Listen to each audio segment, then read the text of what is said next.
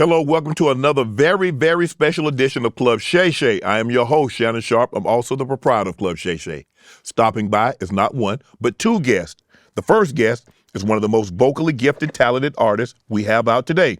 A Grammy Award and NAACP Image Award winning singer, a platinum-selling songwriter, an accomplished actress, a top-tier dancer, a chart-topping hit maker, a natural star, a respected role model, multifaceted musician, creative, and entertainer, R&B's next superstar, Miss Coco Jones.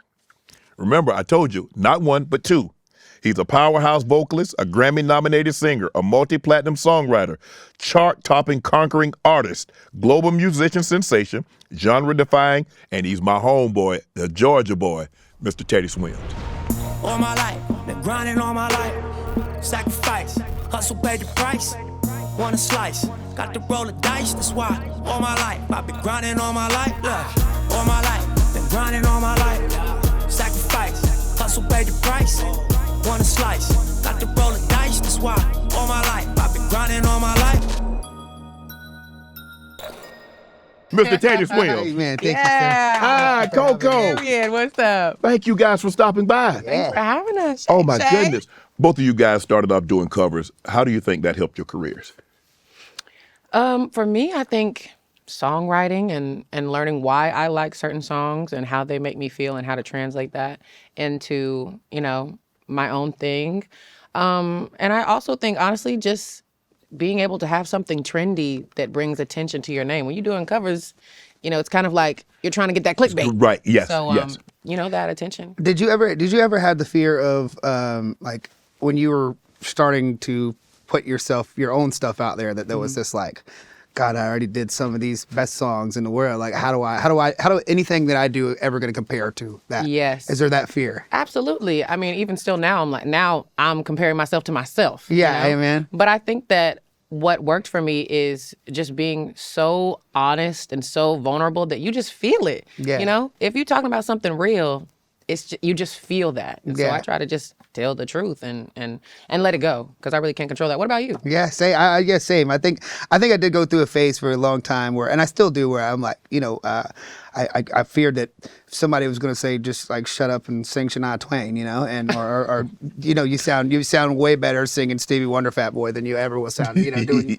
But I think the biggest thing for me was that I realized every song that I learn also helps me in songwriting and understanding music better and portray myself and the stuff I love. And what I think the biggest thing that set me free was that I was able to say, Stevie didn't grow up listening to Stevie, or Michael didn't grow up listening to Michael. And so when I have those, when I learn those tools from those people, it also, I guess it's like another tool in the shed that I get to use and get to pay homage and honor to those people that I look up to rather than comparing myself so much to them, That's a fact. I remember us like playing little bars and little restaurants and stuff coming up, and at the time it was like 3 hours of like cover songs for $150 split 3 ways, and then they wouldn't even give you the bar tab either. So usually we would leave there and it'd be like, "Hey, you owe us $30." And it's like, No. And I remember these same people too. It would be these same people that would say like, "Hey, one day we're gonna like say we had Teddy come here and sang. I'm gonna be able to brag about that forever. You're gonna be such a star." And they know this of you, but then would do that. It's like that is crazy. when somebody knows your worth and gives you significantly less than what you're worth and looks at you in the eyes. But I think I was accepting that for myself too, and I just wanted to be heard. And I get that. The little exposure from 100 people in Covington was more than enough to suffice for just wanting to be heard. Being able to sing meant more to me than anything, Is this the kind of the path, the direction that you was hoping it would lead you to? Yeah, hell yeah. Yeah, I think so. Hell yeah. To be here, to be able to sit across from somebody who I think has made such a path that is so specific. I think that's what every creative wants, is to be able to have that creative control, to not have to fit into a certain box, and to have people appreciate their music. So, I would say that it led to where we need to be. Teddy, you and Coco, you both guys, you came from football backgrounds. Your dad put you in flag football. You heard you was juicing the guys. Yeah, really. I mean, yes. Before I knew music was like my calling, sports was. That was it. I think it was like the obvious choice. You know, my family. I'm the shortest in my family. Wow. Whoa. Yes, so literally Same. land of the Amazon. That's hilarious. But yeah, I think that's like the natural thing you do with your kids. You Right. put them in a bunch of sports and see where they progress. And I'm so freaking competitive Right. that I just wanted to be the greatest wherever I was. But yeah. Teddy, you balled too a little bit, right? Yeah, but I mean, you know, at 5'7", a defensive lineman it's not gonna happen. You know? Right.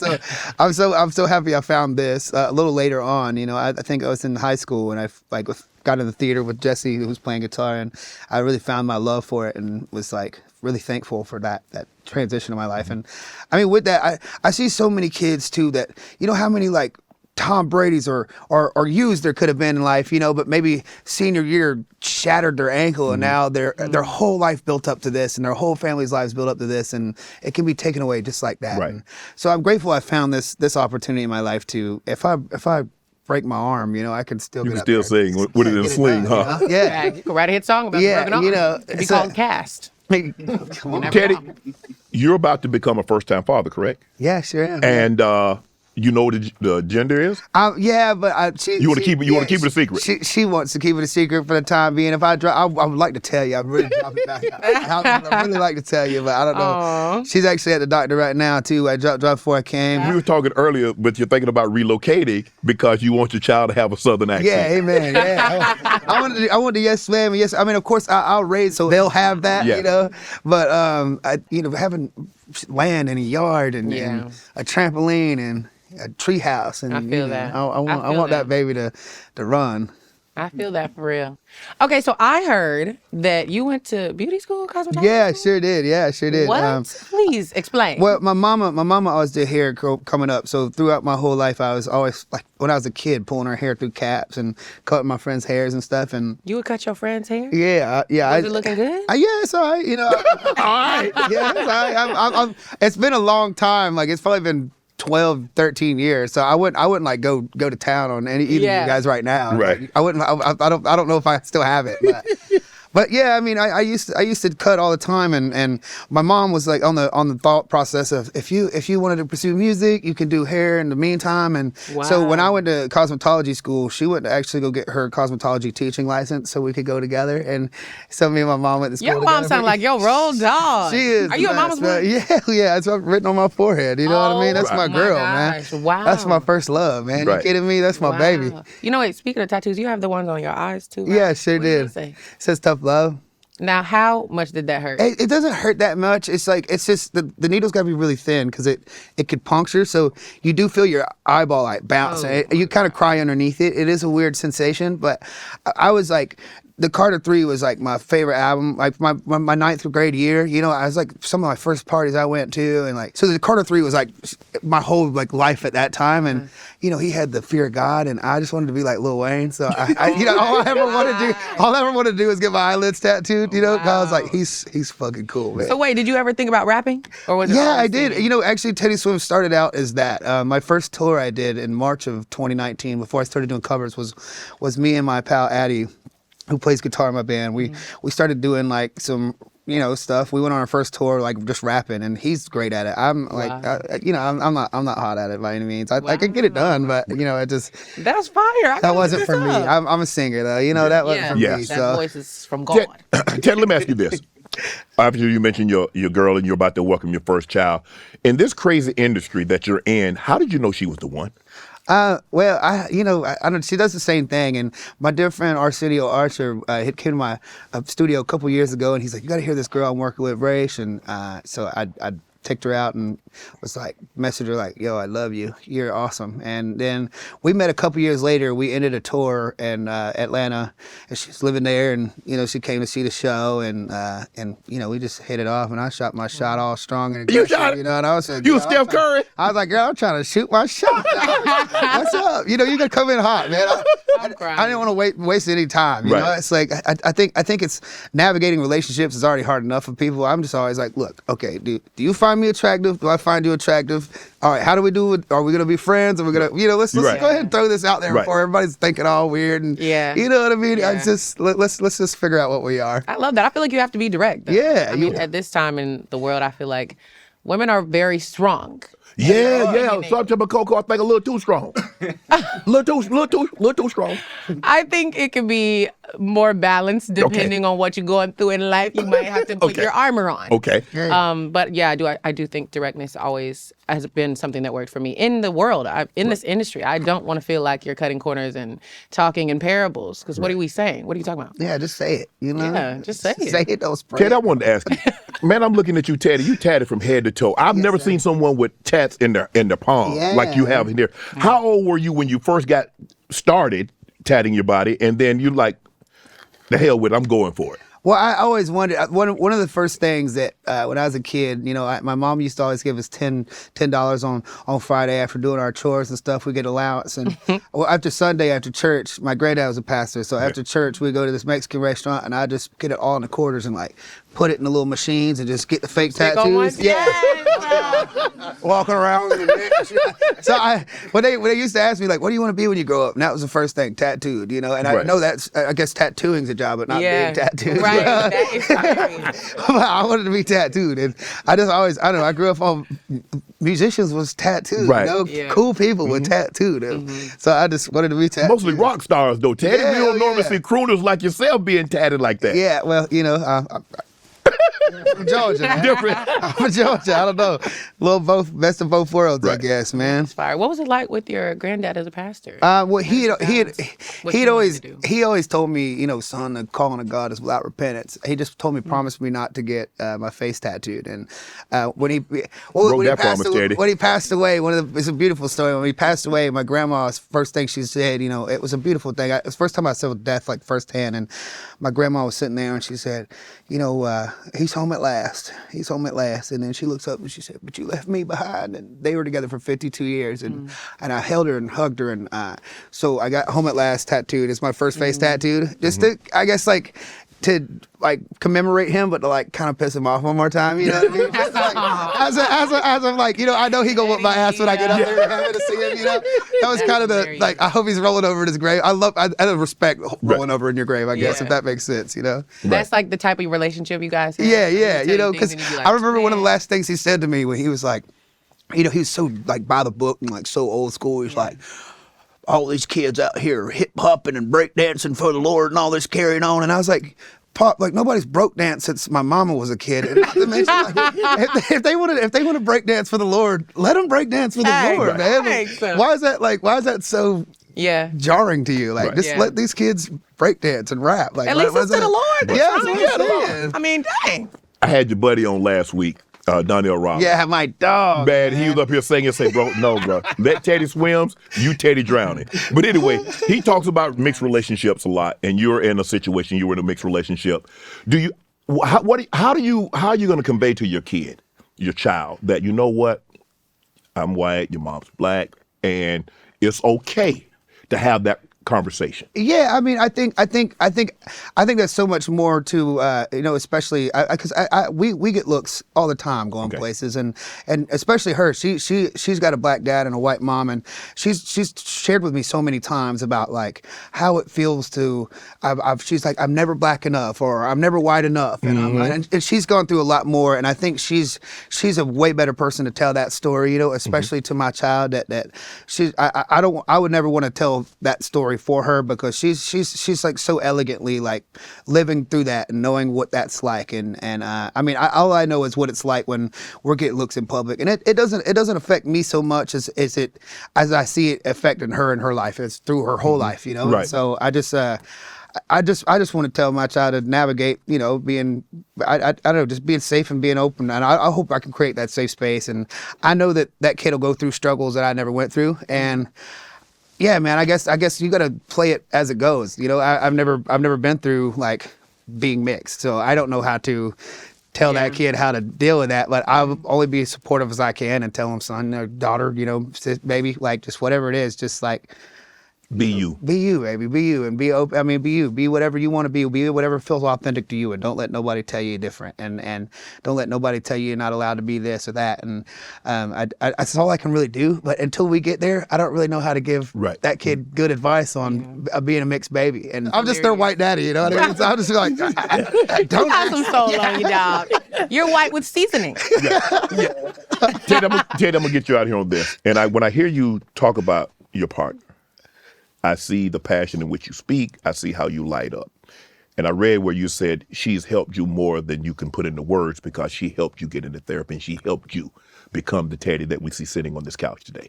Speak to that. Yeah, I think one of the biggest things with her too is that she's like, she kind of like, I guess I want to say like in the nicest way, like finessed me into a therapy place, you know, because it was like, as we were getting ready to have a kid and I know she knows that I have things that I've got to heal from and we both do. We all got some baggage we're carrying. And she was like, look, I think what we should do is as we get into, you know, having a child, that we should both go to couples therapy and get into like, the best like versions of ourselves, the most healed, safe environment for that child. And I was like, okay, a little reluctant at the first time, and we started it. It was amazing. And the next thing you know, I get my own idea of like, maybe I should be doing this by myself as well, you know? And then it was like, I think that's the most beautiful thing about her is that it was a way of like letting me see what it was for what it was and doing it with me and for us and each other, and for me to find it and see it for myself rather than being like, you need therapy, dog, you know. And that's how you do. That's how you treat.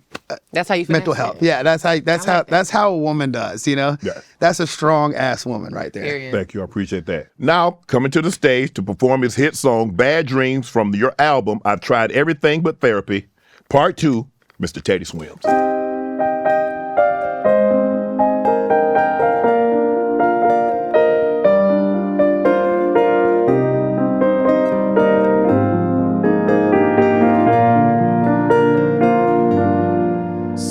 Going down, time is running out, no one else around but me. Steady losing light, steady losing my mind, moving shadows and grinding teeth.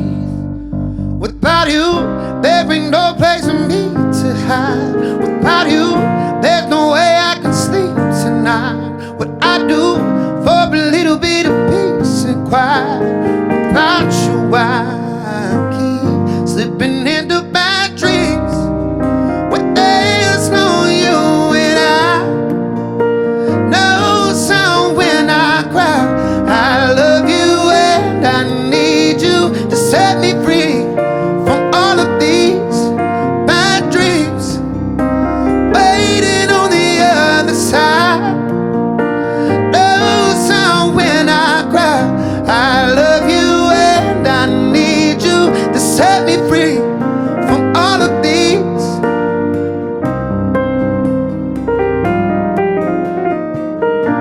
bad dreams.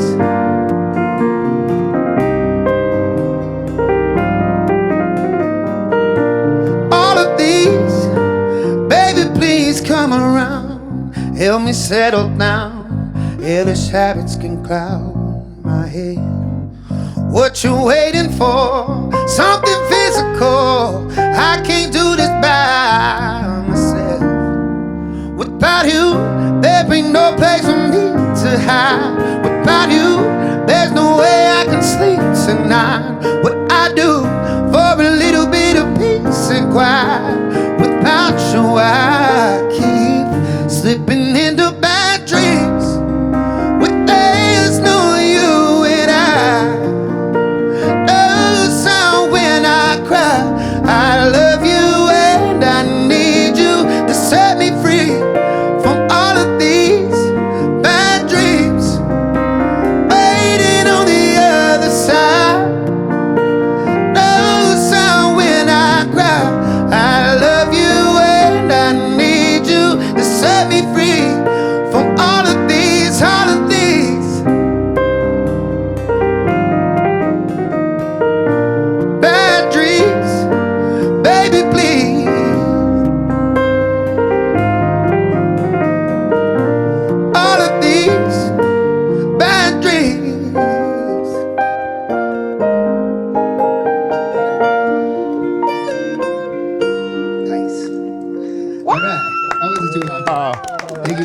It's such a big dude. Like right here. I feel like I'm trying to make eye contact. I'm like, no, don't make too much eye contact, because then it's weird, you know? Pretend we're executives. You know? Thank you, Teddy Swims. Thank you so much for singing your hit song, Bad Dreams, from the album titled, I've Tried Everything But Therapy, Part 2. Yes, sir. Yes. But you did your thing. I got my sweet friend Coco over here on the record. Yes. You sound amazing. Y'all sound amazing. Thank you. You know what? We got to tell Teddy. You said you want to. Yeah, We'll get you one too, Bam. Of course. Coco. Having a Oh drink my sounds God. great, man. To everybody's success scared. and continued success in 25 and beyond. Amen. Thank you so much. Amen. That's good. I would like to personally thank Teddy Swims again for singing his hit song Bad Dreams off of his album I've Tried Everything But Therapy, Part 2. What does the future hold in business? Ask 9 experts. You'll get 10 different answers. Bull market, bear markets, rates up or down, inflation, high or low. Can someone please invent a crystal ball? Well, until then, over 41,000 businesses have the future-proofed operations with Netsuite from Oracle, the #1 cloud ERP. It brings accounting, financial management, inventory, HR into one smooth platform. With NetSuite, you get one source of truth for your entire business, giving you the visibility and control you need to make fast, confident decisions. Real-time insight and forecasting give you a glimpse into the future with data that's ready to act on now. When you close the books in days, not weeks, you can spend less time looking backwards and more time focusing on what's next. I use NetSuite. You should too, whether your business is earning millions or hundreds of millions. It helps you navigate challenges and seize opportunities. Speaking of opportunities, download the CFO's Guide to AI and Machine Learning at netsuite.com/Shay Shay. The guide is free to you at netsuite.com/Shay Shay, netsuite.com/Shay Shay. Coco, I'm going to share something with you probably didn't know. And I know you're not old enough to know this, but your dad and I, we used to work out together in South Carolina. Wow. He's originally from South Carolina. He played at NC State. And 91 and 92, I would go back and work out with my brother who went to the University of South Carolina, but lives in Columbia. And I would work out. And so all the guys that played at South Carolina or lived in South Carolina would come and we would all work out together. Wow. I didn't know until I was looking at the cards and I'm like, hold on. Mike Jones, why did that name sound familiar? So I got on the phone and called my brother. I said, Spank, you remember Mike Jones? He's like, Mike Jones, the D-tackle from NC State? I said, yeah. I'm sitting down talking to his daughter. He's like, he got a daughter? I was like, yeah, Coco Jones. So another buddy of ours that used to work out with us, he's like, yeah, and she's famous. So your dad was a famous football player. Yeah. And you played sports. You played flag football. You played basketball. Was sports did you want to do sports or that was just something to pass the time? Well, to me, it was kind of like, you do what your parents say you should do. Right. And I liked it. Okay. I liked winning. Right. I did not like losing. And I didn't mind practice, but I ain't prefer it. But I wanted to be the best. So I think at that time, it was kind of like, you're taught what you should do in life. You do this, you go to church, you do this, you play a sport. I was like, okay. That's fine. Right. And then I would also, in school, I would do talent shows or things like that and the little plays. Right. And I just really liked that. I really liked that feeling of being on stage. So I kind of shifted naturally from sports. You like being popular because you played sports, you were in the talent shows, you could sing, you could dance, you could act, you could play sports. You're really cool, huh? You know what? I don't like being popular. Okay. I wouldn't say that. Now, in school, when I was in real school, I did homeschool, in high school. But, for work and everything. But I did like being popular with the basketball girls. Right. Because it was giving a cute little clique. Right. But other than that, when it comes to this world, no, I definitely don't like being popular. If I could have it my way, I would be like a singer in a mask or something. Honestly, truly. And not have to do no interviews, no press. They would just buy my songs. Right. And I would just go on tour, maybe a hologram. Right. And then I'd go home and be normal and go to the grocery store. So if you were a basketball player, were you let's say, Candace Parker, Maya Moore, Caitlin Clark? I mean... It was giving me more WWYD than WNBA. I definitely wasn't eating like that. When I remember it, I was eating, but I also had this perception of myself that I was just that girl. Right. So I don't know. My siblings like to say they like to humble me. But I think actually my cousin was the girl in our family who was that sports girl. So she probably was more in the realm of all of the basketball girlies. But I just wanted to be with the cool girls and win. But you had brothers that played college ball, played NFL. So were there like rivals? Did you roughhouse with them? My older brother is adopted, and so he was much, much older than all of us. And my younger brother, we didn't really rival. It was kind of like we all had our own separate things. And I think my parents did a good job of making it feel like all of our worlds were, really important. Because honestly, around the time where I can like really remember what sports was like, it was on the back burner. Because I was like, singing is my thing. That's my thing, Right. But no, I don't feel like there was any rivalry. I definitely feel like everybody's got to get used to things like this, right? But not in a rivalry way, more in just like, your own inner perception of what you think fame is like and what you think about people who are your friends because of your sister and what you think about me being on that screen. Everybody's got to get their own mind wrapped around it because we had no idea how big it could be. Right. It was just what I loved and what I was willing to work hard at. So my family was with it. So once you started to like, okay, you transition from sports and like you start singing, were your parents like Joe Jackson? Was he like Richard Williams? Was he like Earl Woods? Or was it like, okay, babe, whatever you want to do? Or did they drive you? Because I mentioned those because they drove their kids. Yeah. And it benefited them. I'm not saying anything's wrong with it. I just wanted to know what type of parents and how were they with you? No, my parents did not force anything. I think to me, singing was like this treat you could dangle over me. Like if I didn't do good in school, we're not taking you to no audition. Like if I didn't do what I needed to do, like, no, we're not gonna put our effort and time into that. If I didn't rehearse, if I didn't practice, if I did an audition, I didn't know my lines, no, why would we take you there? You're not serious. Right. So to me, it was me that had to prove that I wanted it, But yeah, honestly, it was my mom who was like my main. Right. She focused and she locked in with me. She drove me to all the auditions. Right. She was my team before the team. Right. And my dad did the sports world with my brother and sister. So I had to beg her, like, please take me to Nashville again. Because I read she's your first vocal coach, first stylist, hair and makeup, glam manager, tour manager, co-writer, co-producer. Yeah. How did she help you? Because I guess she could sing. So how did she help you hone in what you needed to do to craft what we see today? I mean, my mom is such a blessing, and I don't even think she knew in her own life how much she was prepared for me before I even got into this world. My mom did the singing route, and that was, of course, her dream, but she didn't have that supportive system. It was more like, oh, that's really cute, but what are you doing for your work? What are you doing for your job, for income?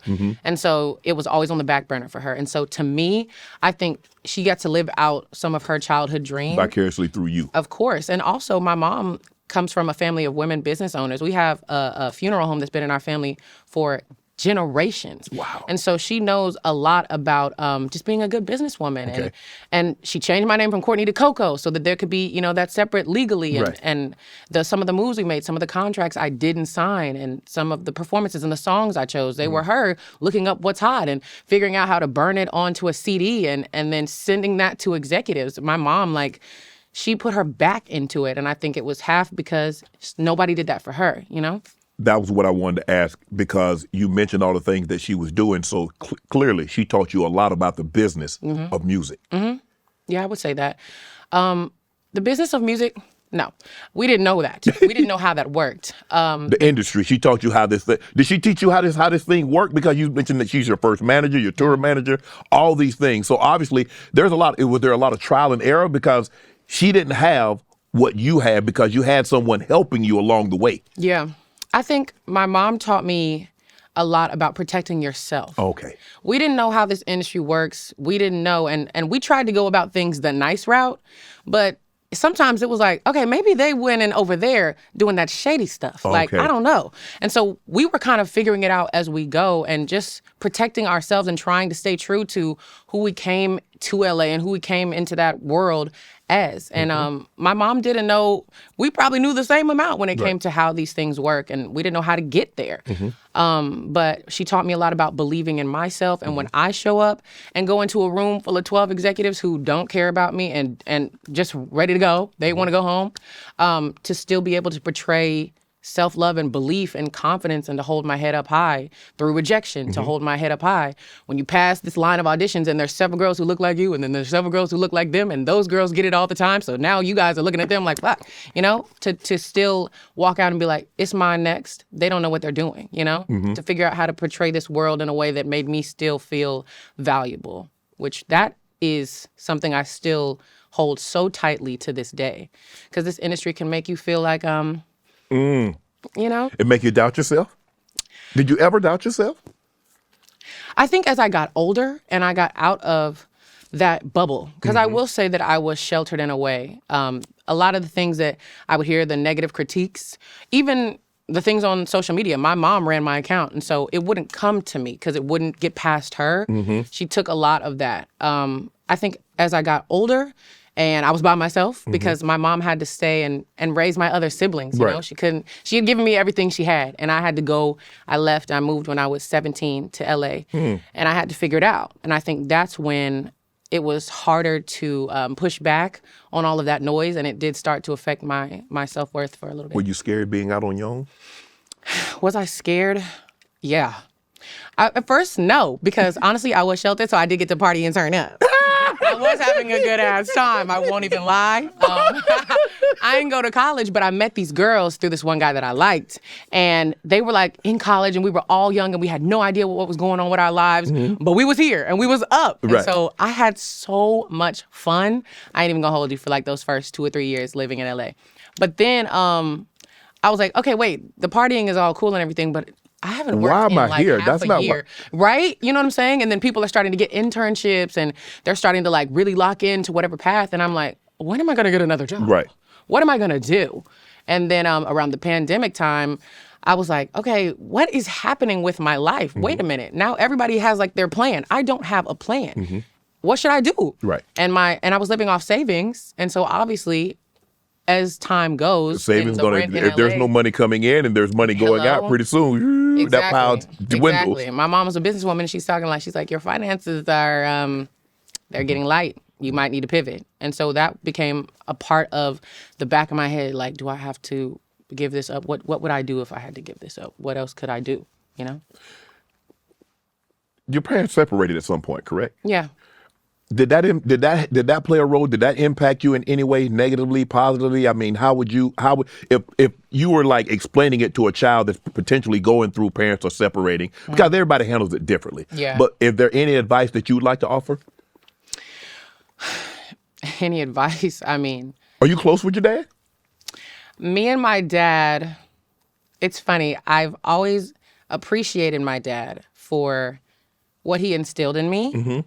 But I think me and my mom spoke the same language. Okay. And me and my dad, once I stopped playing sports, we didn't really have that common thread. connection. And I mean, he does love music. I'm not even going to lie to you. So, but it'd be more on like some educational stuff. I'll give him that credit for sure. Like he would put me on to like old music, old things that I ain't never heard before. But my mom, she saw the rejection. She saw the tenacity that it takes. She understood the business of sometimes singing songs you didn't like, you know, and doing things you don't want. She saw the lack of control that I had. And so I felt like she understood me more. And as I got older and as my parents separated and everything, my relationship with my dad got really strayed, really, really strayed. And I had to figure out for myself, what do I want to do about that? Because I'm grateful to have a dad who stayed. I'm grateful to have a dad who did everything he could for us, provided for us. But now I'm hearing these other things because now they're not just mom and dad. That's my mom, that's Vonda, that's Mike. And they're saying all these things, you know? So I had to figure out for myself what type of relationship I want with my dad. And it took me like a year to figure it out. And now we're kind of on this, how do we start from ground zero? Because I don't remember flag football practice. I don't remember that. All I have is from 16, 17 when I left to now. So what now, you know? I think the thing is, for me, my little 2 cents from a distance is that you don't try to go back and get that. You pick up from now and move forward. Because the one thing that you can't recapture is time. Once it's gone, it's gone. Once it's gone, it's gone. And so I think building from this point on and moving forward, you can start a beautiful relationship with your dad. I definitely would love to. I've seen so many, all the women I know and all of their relationships with their dad, they just range from high to low, but rarely is it a good story. Right. Rarely. And so I hope that I can build that good story for my future daughter. It takes and two. For myself too, Yes. for my younger self. Yes. It does take two. And my dad is definitely willing, but nobody taught him how. Right. Nobody taught me how. Right. We don't know. Right. We're just figuring it out. Figuring it out as we go. Yeah. We mentioned you got started early. 9 years old, I think you sung at the Rams game. Yeah. National anthem. Yeah. Were you nervous? I do not remember being nervous. I remember loving my outfit so bad. Because my mom took that jersey and bedazzled it herself, hot googling, literally 2 a.m. at the house. But I just felt like I was so cute and I was ready for them to see. I was ready to do my thing. I had been performing and practicing it over and over again. So yeah, I wasn't nervous. Right. So, I mean, some will say, I'm sure they did say it, well, she just got to sing because her dad's on the team. Yeah, of course. I wish it was that easy. Right. But like I said, it's such a different field. I mean, my dad, I'm sure he had some sort of connections, but what can somebody in sports do for something for me? I'm trying to be over here getting signed to a label. Right. You know, it didn't correlate like that at all. I do think the leg up that I had was starting so young because it takes so many years of failure to get to one opportunity that shifts something a little bit, and that pattern repeats. So yeah, but no, I didn't have any leg up. But you had a nice life. I mean, obviously, Mike was in the NFL. Yeah. Like I said, I knew your dad. Yes. I think I'm a year older than he is, and got started a year in the league before he did. And so I read where you say you went to a predominantly white high school. And so, how was that? Middle school, yeah. Honestly, it was all I knew at the time, and the black people was like related to me in some way. Yeah, to me, it's kind of all I knew. I think it didn't really affect me at the time, because we were all kind of kids, and I was so focused on whatever I was doing that it didn't affect me. Right. And then as I got older, then I was like, oh, I don't really know what y'all talking about over there. So let me get tapped in, you know? And then, you find friends from different worlds, and they kind of put you on game. You went on the Maury Povich show at 12.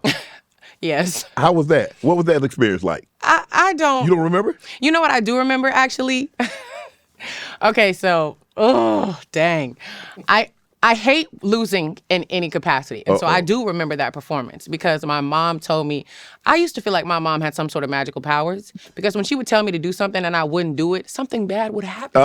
And I'd be like, bro, I swear you got something going on. I don't know. Holy you jinxed Spirit? it. Man. She was like, you need to wake up early and rehearse for that performance before you do that. That's live television. And I was like, girl, please. I know what it is and I know what it ain't. Right. And I sang Listen by Beyonce. Bruh.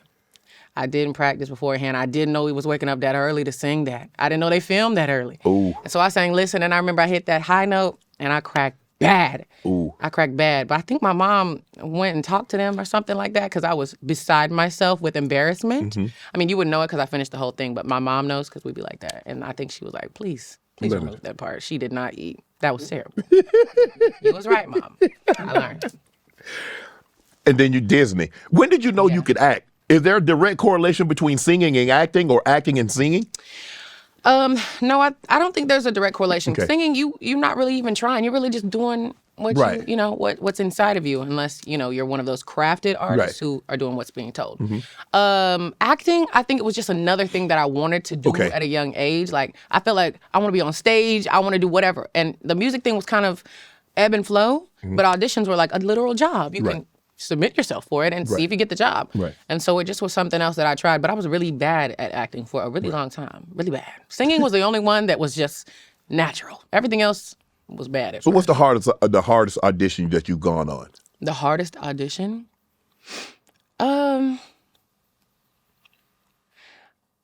The one that I can think about, that it's not in film, it was a Broadway. Oh, really? That Broadway is no joke, man. Because you're singing the whole song and then you have to do the scripts, but also you're in charge of your own outfit and your own props, and then you have to hit your mark, and it's live. There's no doing it again. Right. There's a whole audience there. So I think my Broadway auditions were the ones that were the most challenging. Have you ever got a job on, you audition and say, well, you got the part? Right after that? Yeah. No. No. I wish. I remember as a kid, though, when I would go in those Disney auditions, I'd be like, and scene. I'd be like, so did I get it? They'd be like, girl, you cannot just ask that. Yeah. I was like, I'm trying to know. Y'all be having me waiting. Right. We over here for only, my mama said we got 2 more months till we got to go back. So what's up? The radio, Disney's next big thing from 2010, 2011. You didn't win. No. Were you heartbroken? No, I wasn't heartbroken. I think it's because at the time I was just so happy to be there that I was like, the fact that I'm even here, great. Because it was my first time, doing anything big, anything outside of my city where I was from. So no, I wasn't heartbroken. And plus, I knew I was still going to go on tour. I was like, the second runner-up does something. So I'm going to still do that. You met Victoria Monet. Yes. You were able to work with her. What was that experience like? Work with her. And what? You met during the time. Oh my gosh, yes. Okay, so yeah, when I was first signed, when I was 14, she was one of the writers that they had brought in to write on my first EP ever, yeah. Okay. Isn't that so crazy? It is. It is so crazy. It was her and Tommy Brown, Taylor Parks.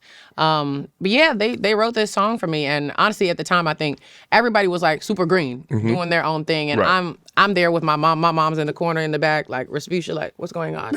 So it wasn't like we were talking about anything or anything crazy like that. But yeah, that is so crazy.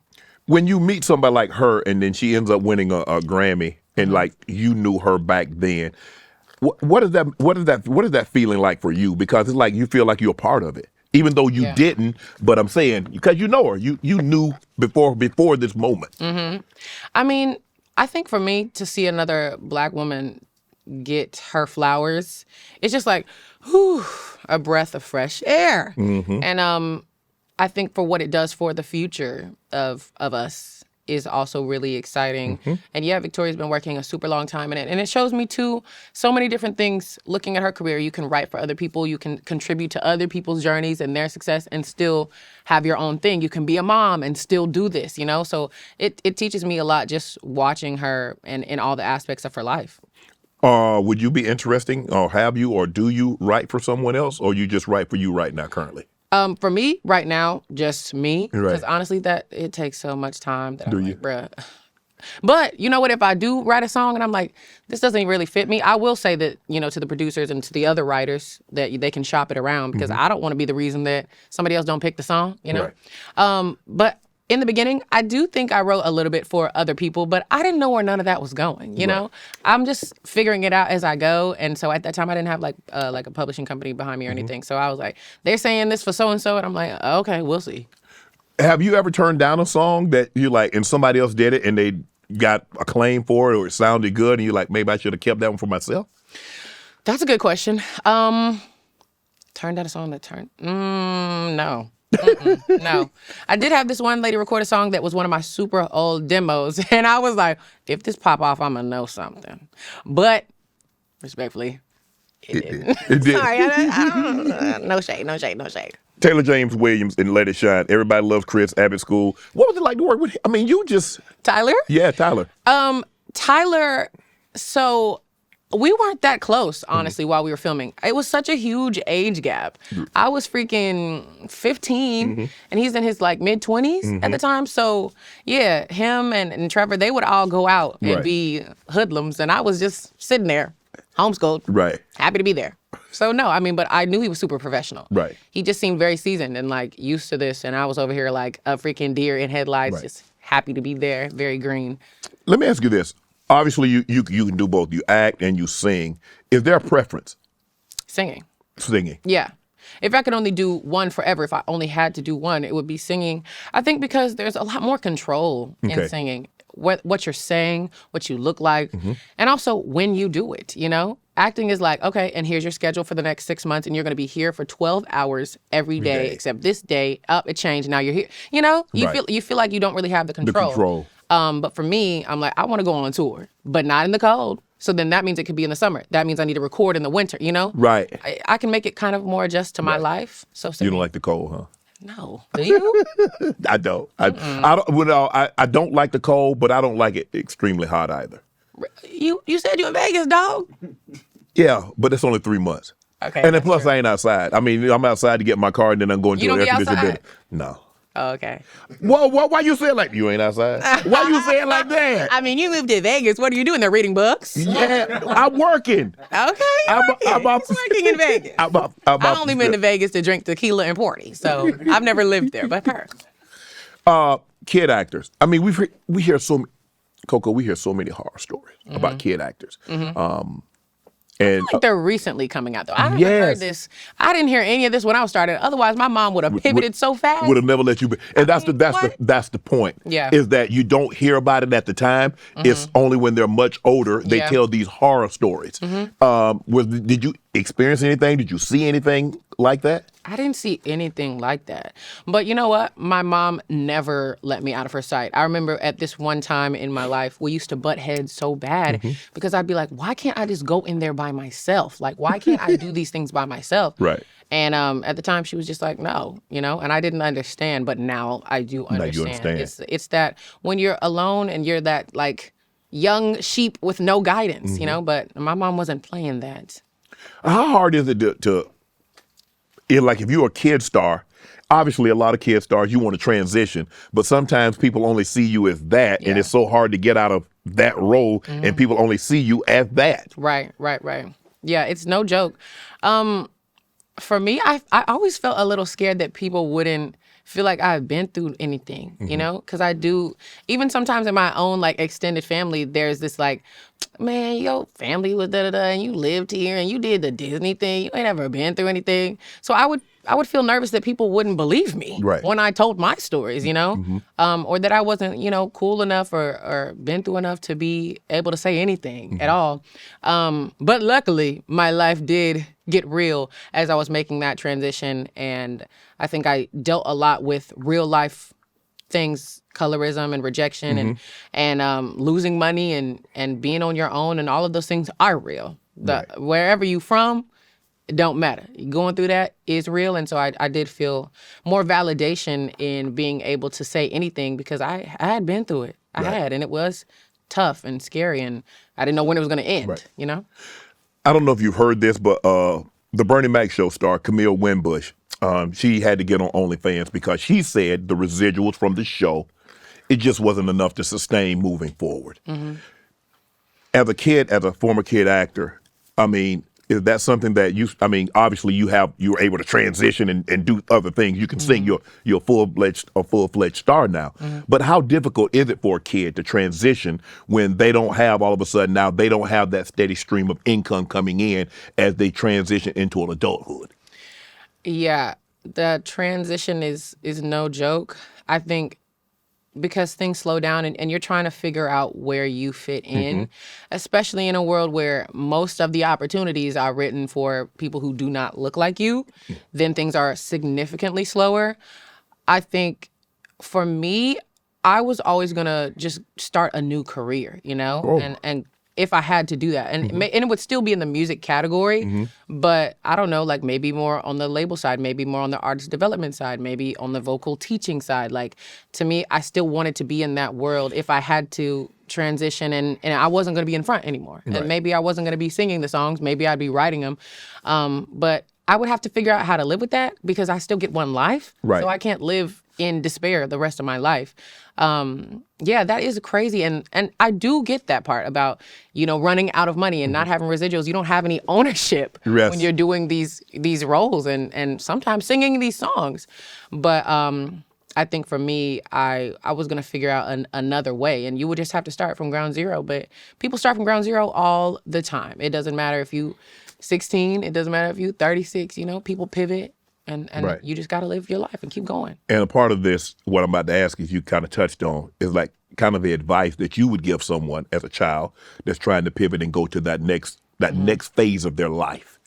I would say, depending on how much you popped off, you might be, might be straight, huh? You might be all right. So figure out how to manage your money so that it can grow for itself. But I think what I wish I would have done was to go to college and go that route, do it on your computer and balance and then get a job and still do what you like. And so you're funding your dream. And also, if you want to be in this field, create your own opportunity. Like I think of Issa Rae and Insecure and how she filmed that in her office on a camcorder, or making my own songs and putting them on the internet, writing songs on live, and there's so many different ways to get yourself out there that just don't run out of money while you're doing it. Work a job while you're doing it. You know Yeah. what I'm saying? Do your 9 to 5. What is that thing they say on TikTok and stuff? Like my 5 to 9 before my 9 to 5 for the girlies who Right. want to be on, fitness and working out and shit. Is it hard though? Like you're like, I should be a star and then not. Man, I don't be wanting to work because if I work, that means I'm not a star. But I think I'm a star, so therefore I shouldn't have to work. And then you get it twisted. Yes, that is the most humbling part of that journey. When you get to that point where you're like, okay, I might have to. Well, at least for me, because I had felt like, dang, I had done so much and I climbed so high and I was almost there.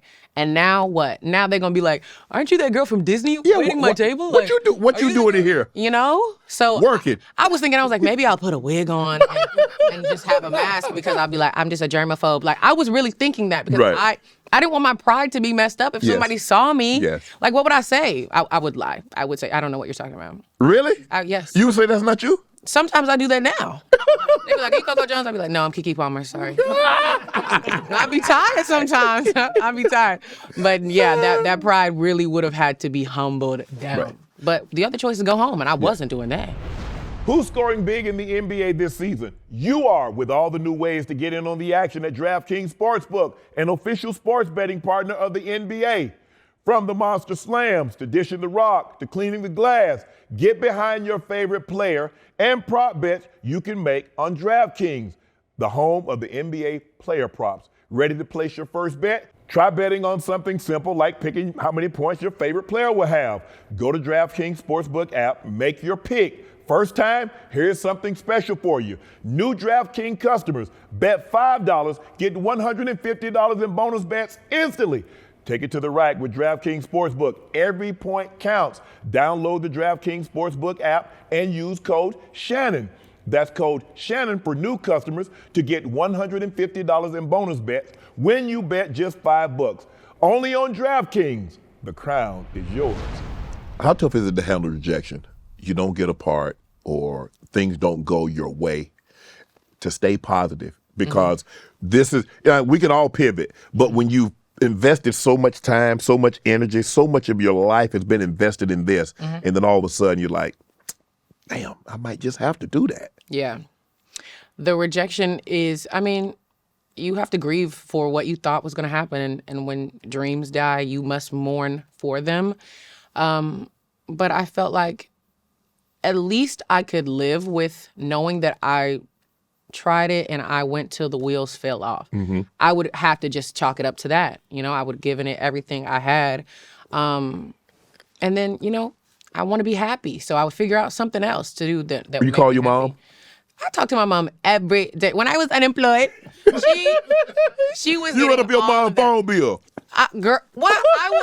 She was taking all of the sadness, but one thing I love about my mom is that she never ever made me feel like, yeah, girl, you can't do this anymore. Never was that said. It was always, you can pivot and be in this world.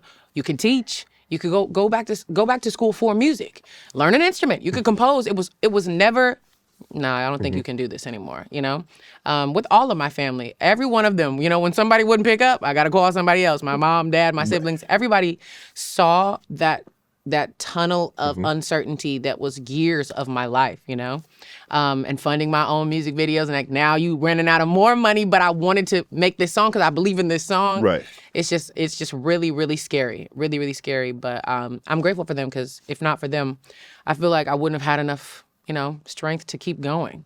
Your mom has always been your biggest supporter, hadn't she? Absolutely. Yeah. That's your rock. That's your foundational piece. Yeah. No matter what, the first person you call, no matter what. Yeah. I won $30 million in the lottery. Mom, guess what? No, for real. My mom's going to show me how to flip that. Hold on. You tried to flip 30? You got... My mama is smart as hell. I'm like, girl, we all up. But yeah, no, my mom is definitely such a crucial piece that makes me who I am. And I think just like I had said about the singing and that part, she wanted that so bad when she was raised, Right. to just feel like encouraged, seen, and supported in whatever she wanted to be. And so I think that is where she had to teach herself how to do that for us. Right. you know?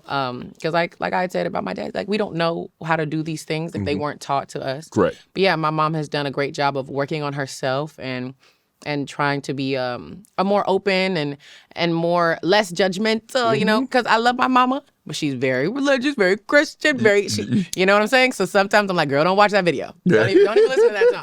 Don't even listen to it. But she is definitely my safe place to land for sure. How much are you like your mom? I mean, do people say, girl, you definitely your mama child? Yes, I definitely get that. I be getting that I sound like my mom. Of course, I look like my mom. My siblings say I'm just like my mom. But I don't know. I feel like me and my mom are very similar when it comes to work ethic and how we treat people and like what we want for ourselves, great things and goals and whatnot like that. But yeah, me and my mom have different things. Like I said, my mom is very religiously rigid. So there's certain things I know she's not even gonna want to hear that in the car. One curse word, I gotta turn it off. Right. She's not trying to hear that. Like certain things I like, shows or whatever, things like that. She'd be like, what is that? Right. You know, she's not into that. You took an 8-year hiatus. The hiatus took me. Oh, that wasn't by choice. Hell no. Would never ever do that Okay. unless I'm literally deciding to like be pregnant or something. Okay, we'll talk about that a little later. But let me ask you this. So 8 years, that's a long time. That's a long time. Yeah. So, okay, 1 year go by. Say, oh, this thing gonna happen. Oh, this thing about to That jump was off. me partying. I was like, we in the club. What? We taking shots? What's a shot? Another one. 2 years. 2 years. 3 I'm like, we years. still cute. And I'm sneaking into the club. I'm only 18. I'm in there. Now I'm like with the like artists and celebrities. I'm like, whoa, I'm at their house. Okay. Period. But I'm also like, I deserve to be you. But I'm also like, okay, cool. 3 years. Year It 3. starts to get a little less funny. Okay. A little Year 4. chuckle. Year 4, I'm concerned. And I'm doing things that nobody's watching. Nobody cares. Oh. It's so embarrassing. I'm like, ew. I'm singing these covers on social media and like my engagement is so low. And I remembered when it was so high. And I'm doing movies where the budget was like 40 cents. And and hopefully nobody watches. I mean, it's okay. You know, it's part of my story. So they, you know, if you watch it, you watch it. That's great. But yeah, I'm doing these things that just weren't Wasn't catching. they weren't catching and they weren't what I wanted. They weren't what I thought I could have, you Right. know? And so I'm just like confused, very confused. And then I'm like also learning about love and learning about relationships and nobody taught me these things. Honestly, I really was in this bubble of music. This is what I want. This is all I focus on. I didn't even date until literally I was 18. That's what I was about to ask you. So you come out to L.A. and you move out to L.A. in 17. That's would be very interesting. Like you moved to L.A. on your own. I wonder what your parents were thinking. Like, oh no, what L.A.? Why you got to move so far away? Nah, that wasn't what they thought at all because I had been coming back and forth from Okay. LA since I was 9. So we all knew and associated LA with where you go to work in that field, you know? So it was kind of just like, that's what we know. We know you're going to do that. But of course, it's very, very hard. And I think my mom and dad were kind of in this I don't know. Maybe they was a little naive to think what was gonna happen. But we all needed to be a little bit naive, you know. I didn't want to live in any possible negative reality. To me, I was like, once I go there, it's up. That's what I thought, and I think that's what I had to think. That delusion kind of helped me to keep going. So years 5, 6, 7, and 8. Why didn't you give up? Why didn't I? Because I still had a little money in that bank. Because that rent check was still clearing. And because I wanted it so bad, man. I wanted it so bad. And until I had to leave, I wasn't going to leave until I had to.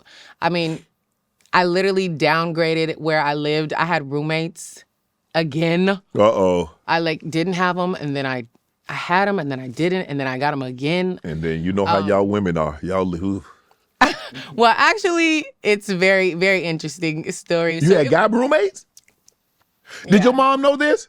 No. Oh. It wasn't all guys, first of all. It was 2 girls and 2 guys. I'm one of the girls. Yeah, so we had this big place and everybody had like a room. And you know how I said I didn't want people to know like what I did? They were all white, respectful. Yeah. They didn't know me. Right. They didn't know me at all. But then I started to pop off again like during the pandemic and like my clips would go viral.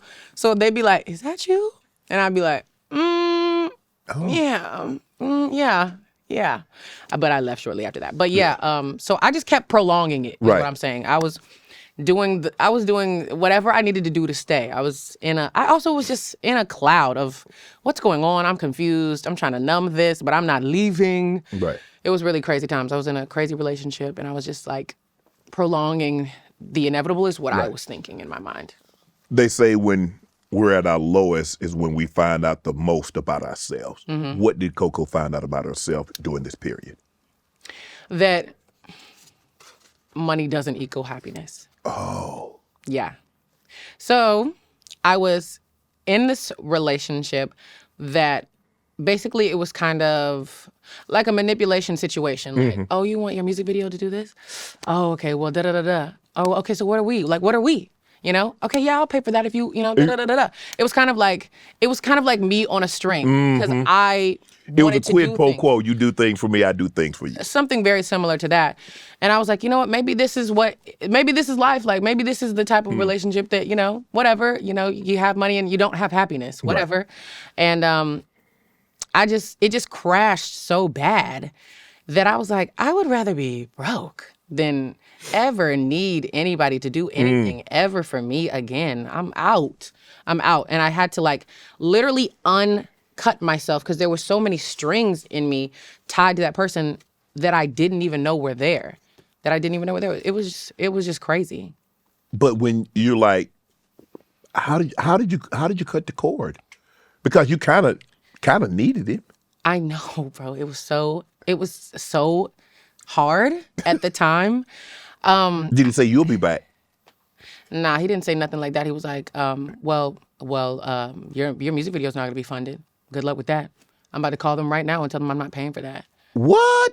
And I was like, okay. It was like everything kind of had to crumble. And it was so embarrassing at the time because like the producers I had worked with on this one song, they were like helping me film the video. And then they were like, why did he just call us and say something about that? And I'm like, okay, here's the truth, you know? And I was just telling them what I was doing, right. what I was in and kind of like where my life was at that time. And so, it was super humbling at the time, but that's what I learned. I was like, even if I ever get this money again, I'm gonna never equate it with happiness, with a healthy relationship, with a healthy mind. Hell no. If I don't have it in myself, I don't need the money. How did you find yourself again? How did you pull yourself out of that? Therapy. At the time, so the one good thing about that relationship was that he used this therapist, and I would hear what they were talking about, and I'm like, what? And then I was like, who do you let tell you about yourself? I want to talk to her. And I remember I had my first therapy session, and I was breaking down crying because I had never been asked some of the questions that she asked me. And from there, I was like, okay, I'm kind of in this trap situation, but I'm about to tell you everything. I don't know why, but I just told her everything. I felt like she couldn't tell anyone else. And theoretically, she's not supposed to. Literally. And I Googled that. I was like, you can lose a license. I'm going to trust you, girl. But it's also the law. Right. So I just told her everything. And slowly by slowly, I was rebuilt because I was at such a low state. I felt so powerless. I felt so stuck. I felt like I was in these chains and I couldn't leave because I wanted this music stuff so bad. And I was just going to do what it took, you know?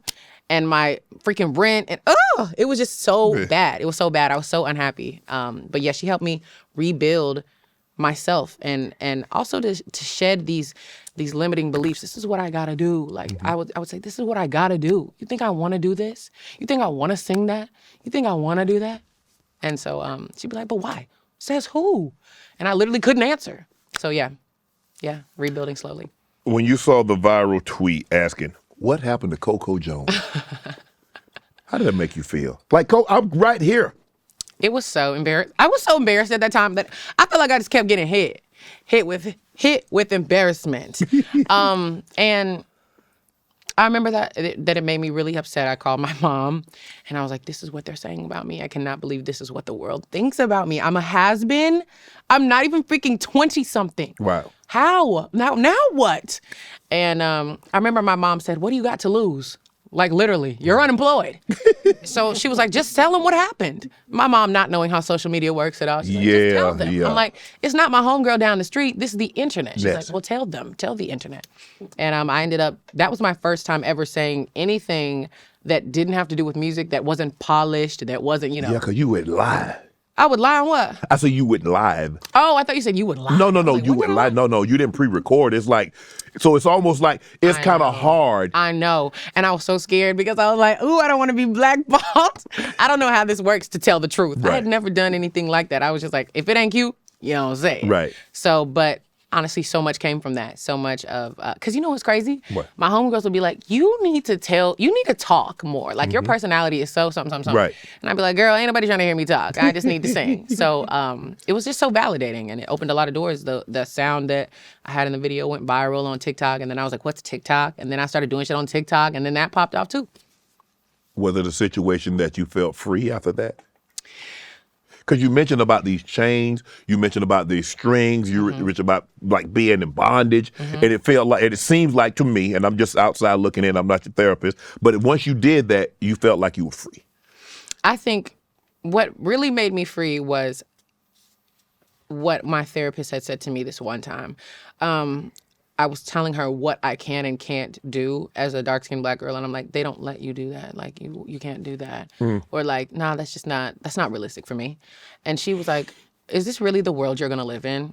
Like, this world where you have all these limitations you didn't choose? Like, is this really what you're gonna do? Because like, why wouldn't you just create your own world? Like, who said that? What rule is that? Where is that written? And it made me be like, I literally don't know. I really only act the way the world has taught me I should and shouldn't act. And that to me was kind of that shift that made me, I would think, made my life change. And then of course, telling that video, and then that video and seeing people like my personality. Right. I was like, okay, so this is during the pandemic. I'm like, maybe they don't want me to sing anymore. Okay, I'll tell stories. So I started telling these stories on the internet. I was like, I would just press record, and afterwards I'd be like, what am I doing? I just told stories on the internet, but it was working at the time. My engagement was back up. Then I'd throw a little song in there, and then the TikTok thing happened, and I started doing the covers on TikTok that were like, if I was on this song, I would do my version of that, and slowly it just pivoted. And then I got acting management who had saw the video, and they were like, we want to work with you. And I was like, okay, I haven't had an acting job in like a year and a half, but sure. Yeah. He was like, I just like your personality, and it just. Do y'all pay? Do the acting management pay me? That's what I thought you would have asked. Y'all pay for this gig? Okay, y'all. It doesn't work like that. They get commission. They're not paying for nothing you do. Oh. I think. Let me not find out I'm tripping. But let me ask you this. Why do you think TV executives believe that darker complected women aren't marketable? Aren't.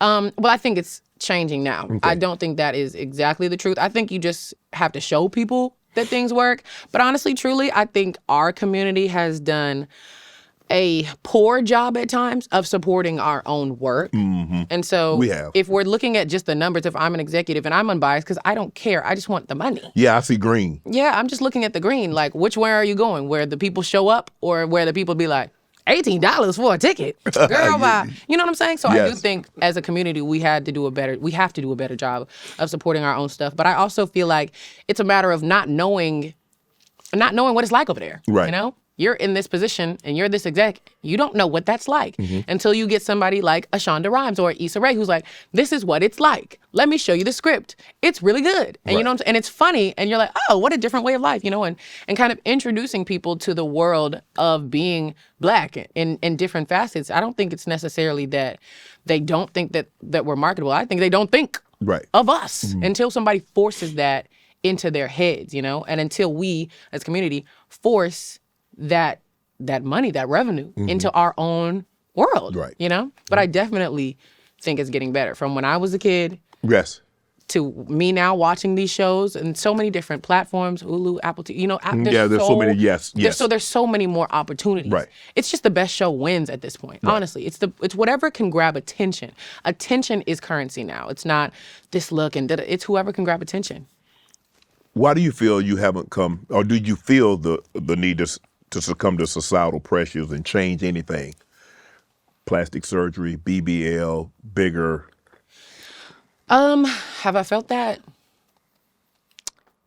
No, I wouldn't say that I felt like that. I honestly, if anything, when I was younger, wanted to be like shorter.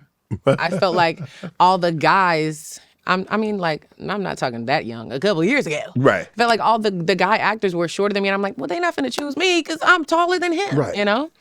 That was one of the only things I could think that I really wanted to change about myself. But for the most part, I come from an athletic family. So Yeah. whatever you want to see in your body, that's like, I was taught, go work out. Work out, yeah. Like, go do it, you Yeah. know?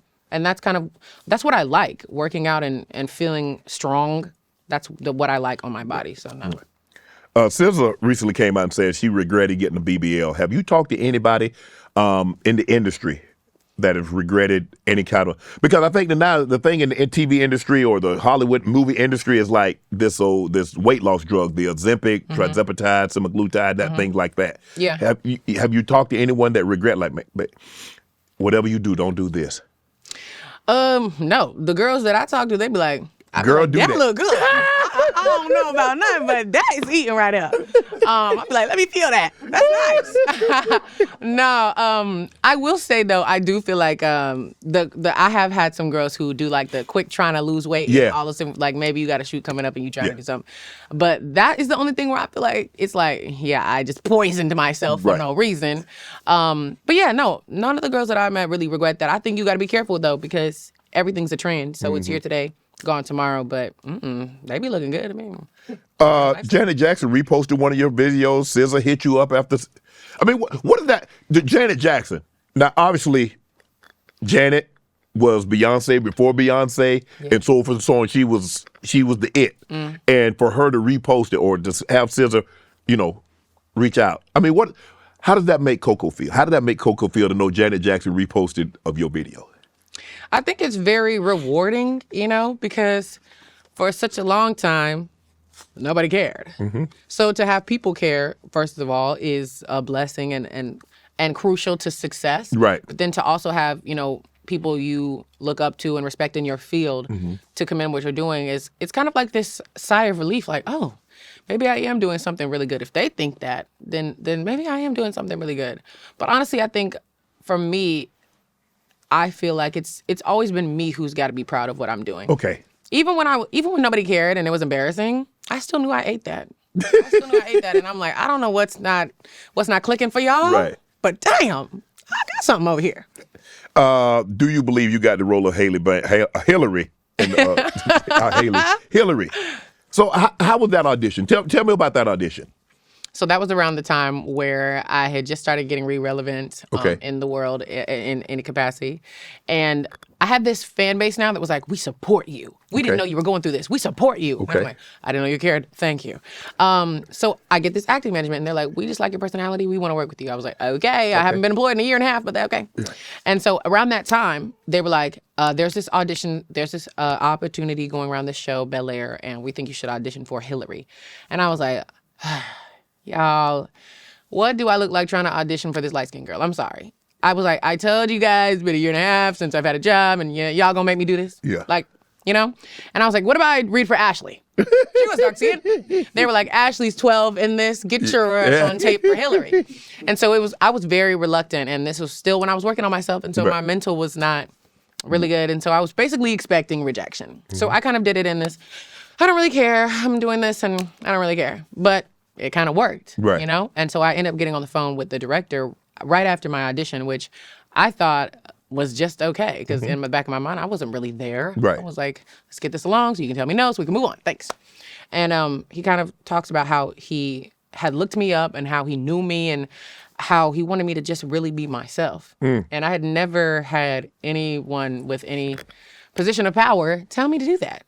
And so I was like, okay, great. I'm gonna do this next audition, and now I'm really excited. Now my heart's in it. You normally keep your guard up, and then he was like, actually, we're just gonna call you. We'll tell you whether or not you got it. So they were basing it off my first audition where I didn't really expect anything, and I was expecting rejection. And I was like, oh well, I'm not gonna get this. Okay, but they ended up calling me and telling me that I did get the role, and I was so happy because I needed that money. For real. Rhea was about to be due again, huh? Man, what? I was like, I'll sign anything. No, but it did work out. It did work out. And we're about to film our 4th and final season. So it's a blessing to think that was 4 years ago where I was like, hell yes. Did you think about this. You said you went in there and you're like, hey, I'm just going to read. I don't care if I get it or not, as opposed to the other roles that you were actually trying to get. Mm-hmm. Do you feel like you relaxed and you allowed the best Coco to come out? No. No, I am my best when I am prepared, when I do my research, when I'm ready. Right. Then I can just get out of my head and just execute. But you said you like, I thought you wanted to do this other role, but the other role was too young. And then you're like, I'm just going to do this. And that's like. I don't know. It was truly just my time. Okay. It was truly just my time. Because when I look back at it, I could see the vision, but I can see myself. And I know what I was thinking in my own head. So I'm like, I don't believe her.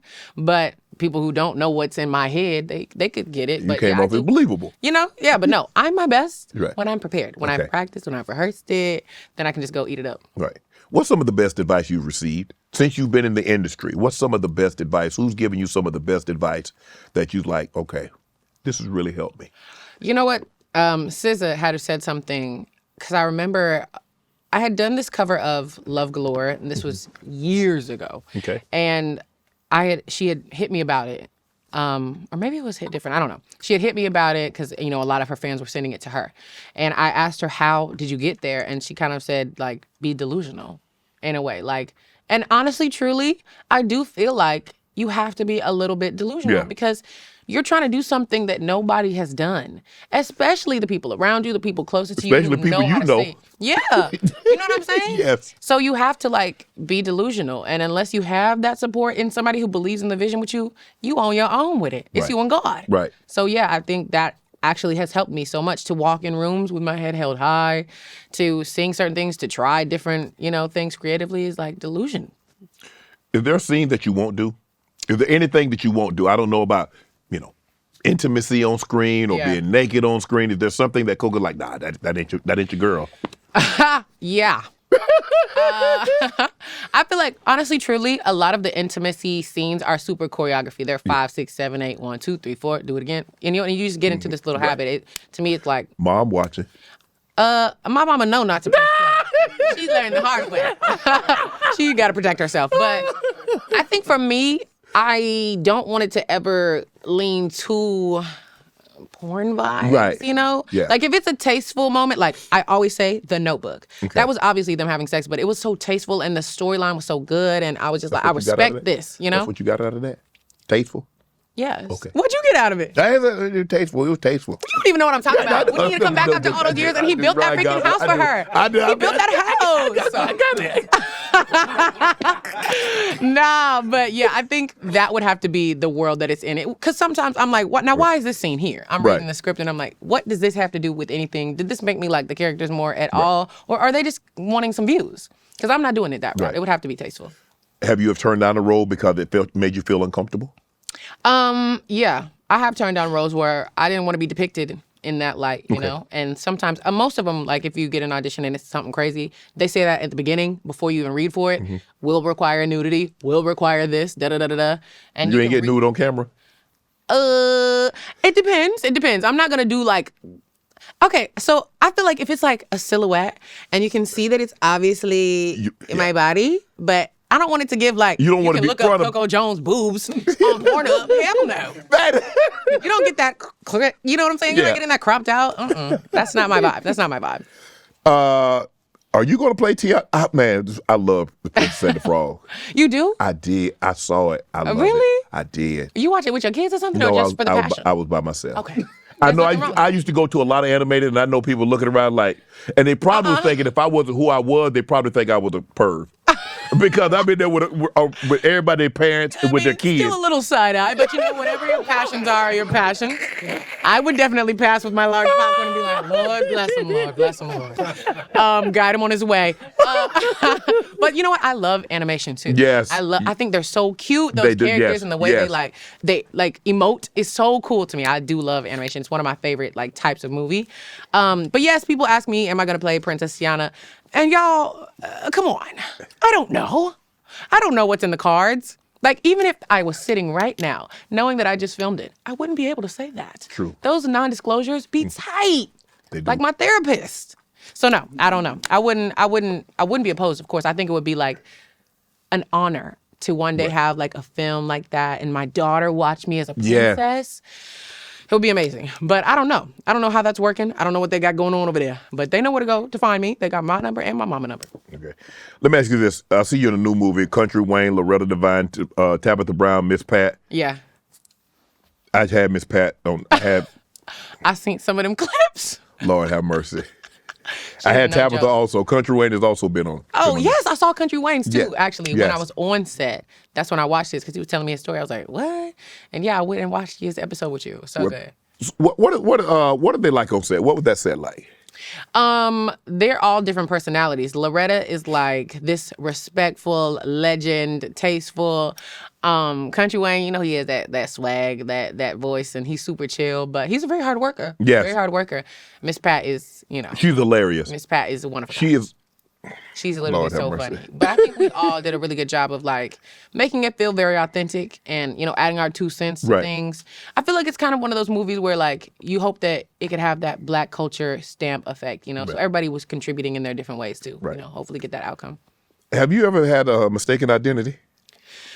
They look at like, oh man, are you Gabrielle Union? Are you Jennifer Hudson? Absolutely. Yes. Gabrielle Union, Jennifer Hudson. Do you say yes? It depends on how I'm feeling. It depends on how I'm feeling that day. But sometimes, more than likely, I'll do this thing where I'm like, people be like, oh my God, you look like Coco Jones. And I'll be like, who is that? Because I want to see what they say. Right. And nobody said anything bad yet, Right. so that's good. Right. But then I'll tell them, yeah, I am. Right. But yeah, of course. You got a new song. Yeah. Taste. Can I hear it? Can you hear it? Yeah. Yeah. How could that go? Oh, I got my phone right here. Yeah. I'm like, let me see. No, I think you meant just like sing a little. Oh! Yeah, a little clip. I thought you wanted me to play it. Okay, so Taste, I'm really excited. It's, you know, of course me with my R&B vocals, but then I'm also sampling Britney Spears' Toxic. Yeah. And it's really dope. So you want me to sing some of it? Look, you hit a little sample of it. I'm like, should I sing the Britney part? A taste gets me in places I'm chasing, I can't erase it. Taste me, boy, and I'll taste you. That's the way I feel when I'm slipping under. And then it goes into the Right. taste of your lips, I'm on a ride. It's really dope. I'm excited, man. Oh, it's out now. Yeah, I gotta pretend it's out now. You said you was in a toxic relationship. The Yeah. guy, he was controlling, like, you're like, okay, you don't do this, like, that video, I don't know, rent, it ain't looking good this month. Yeah, I did have my little phase of that. I think it's kind of something you have to go through to, you know, character develop and learn what you do and don't like. But, I mean, he wasn't the only toxic one, I will say that. I was also... You toxic too, I had huh? my ways. I had my ways. I was. I feel like everybody was until you get healed. And they're like, I just want to love authentically. You know? But yeah, I have my fair share of moments. What is this this rumor that was going on about you and Donovan Mitchell? What rumor? I mean, y'all showed up at the car. I mean, you said it wasn't nothing, but I think it's odd holding hands, dressed alike, going to the Usher concert. I'm just saying, it could have been innocent. Yo, But normally most people don't show up at the concert holding hands, dressed alike. dressed alike? That's hilarious. You know what? I love the internet because they definitely clock my tea. I love that, you know? It's little spies everywhere. I feel like I'm in like a detective movie. But you know what? I'm happy, and I will say my music is the outlet that I use to tell most of my stories and my truth. And some things I keep for myself because this is my life too. But yeah, I say some things and you can hear it in my album. Can I ask you this? Dating, are you a public, I mean, obviously you're a public figure. Yeah. But are you private? Because a lot of times, you know, you people, they date, they're public figures and they date, they do everything publicly. But do you like having privacy? Do you like having some anonymity, like some secrecy to Coco? I think secrecy is not what I prefer. I don't want to ever feel like I have to be somebody's secret. I don't want to make anybody feel like they're mine. I think for me, I'm trying to protect myself. Right. And I'm trying to protect, you know, my family and whoever I love. And so, yeah, I am more private. Also, I just feel like I give so much. Right. I work so hard. And I will always do my part on the business side, on the Coco side, on the singing side, on the acting side. So why do I also have to give y'all, something that is sacred to me when I give so much on that side, Yeah. I just feel like it has to be balanced. Otherwise, it's not fair. Then what do I get for me? Right. How's it dating a celebrity? Because you're a celebrity. Obviously, if you date somebody, I'll ask you this before we get to that part. Could you date someone that's not a celebrity? Yeah, absolutely. I think for me, I don't really like the celebrity lifestyle myself. So to be with somebody that was more normal would never have been, like an issue to me. It has never been like an issue to me. I think for me, what's always been important is, okay, yeah, you do your big one there, I do my big one there, whatever field, public, not public, whatever. Right. But I want to feel seen and heard as Courtney. I don't want to feel like there's any other motive to being with me. If I walk away from all of that, are you cool with that? I don't want to feel like I have to be on, because I have one job. Right. And so I want to feel seen and understood, and I want to feel like, I'm with somebody else who's normal as well, and we just happen to do whatever our fields are. So that's always been what's important to me, not whether you're relevant or not. What's the best place to take Coco on a first date? The best place to take me on a first date. I'm going to be asking a lot of questions. So quiet. Well, it definitely can't be the movies, because you... Step up. I would never want to just sit by a complete stranger. Okay. Dinner? I would say dinner. Okay. I think it would be dinner, because one, I do like me a good food and a good meal and a good glass of wine. Okay. But also, it's going to quiet ambiance and that. Yeah, nice, quiet, dimly lit. Yeah, I love candles too. Yeah. I like a good. So it's like more one-on-one. Everybody ain't in your business. Like, is that Coco? Yeah, no, for sure, for sure. I definitely like to be secluded, and to also, I don't want it to be like a group thing. I want to see who you are. Bye. So one-on-one, you don't want no double date? No, what? Okay. For a first date? Yeah. I'm not trying to deal with that. Because then also, if I bring my homegirl and she dating somebody, now I got to hear him to clock his tea, and it's too much going on. I can't be Inspector Gadget. Oh, yeah, just the one. Just focus. Just one-on-one. Focus. Yeah. Let me ask you this. 50-50. Where are you on the 50-50 relationship? It's always interesting to hear. We had Cheryl, and Cheryl's like, man is the head of the house. I don't care who I am. I don't care what I make. He's the head of the house. Breadwinner, no breadwinner, man, head of the house. It's interesting to hear women younger, I guess y'all millennials, maybe y'all Gen Z, I don't, whatever y'all, but where are you on this? So my opinion, to me, is that I feel like women have it harder, hormonally, in the world, in all the ways. Okay. And so a man will never feel internally what I feel, They're just living their life like it's golden. Love that for you. Yeah. So to me, I feel like it could never really be equal, because we both ain't going through the same challenges. Take the job out of it, you know? Yeah, so for me, I don't know. I think there would have to be some compensation on both things. I also feel like, who's taking care of the house? If everybody's going to work, like, what are the chores? I feel like it may not be completely equal when it comes to the finances. But wherever that yin and yang needs to come in, like, I don't want to feel like I have to work and clean and cook and be hot and want to be sexy. Like, come on now. Like, what's going on? That's just not fair. Right. Maybe in a numbers way we're splitting things, but I'm going through a lot on the side. So I feel like there needs to be some compensation in that way. You okay with the man being the head of the house? Yeah. I do feel like that is my tea, because I do come from like a very Southern and very traditional, and that's what I saw. And I think for me, I don't want to have to do that. There's too many on this side in my own career. There's too many questions, too many decisions, too much brain power going to that I don't want to also have to do that for a family. Right. No thanks. No thanks. That's on you, sir. Right. That's on you. Have you ever introduced one of your boyfriends to your dad? No.